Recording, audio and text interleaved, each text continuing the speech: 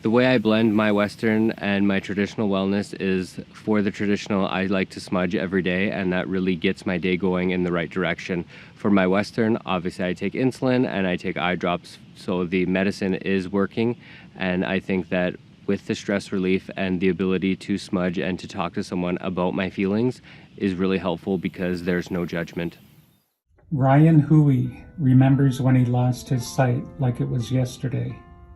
He went bowling on a Saturday night 8 years ago, and when he woke up on Sunday morning, he couldn't see. He was only 26 years old.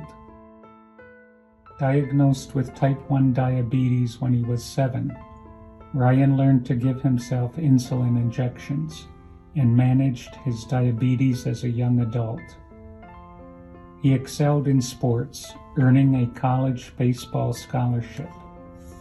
Despite his family history of diabetes, many members of his family, some of whom are Indigenous, live with type 1 or type 2. And the fact that diabetes is the leading cause of blindness in Canada for people aged 20 to 65, Ryan never ever expected to experience diabetic retinopathy firsthand. Today, Ryan is raising awareness about diabetic retinopathy and the need to improve prevention, screening, and treatment so people can avoid diabetes-related complications where possible, and also help them afford the costs related to the disease, especially when they don't have insurance.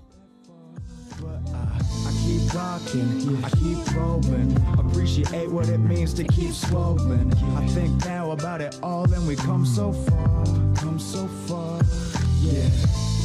I see my brothers try to lead them right. If the struggle doesn't get them, diabetes might. It's on the individual to lead the life, making moves tight, cause in the end we gon' see the price. Yeah, I guess that's just how it crumbled. I never thought about it much when I was younger. It's like it's storming outside, neck and thunder. How long till it hits me in my living room?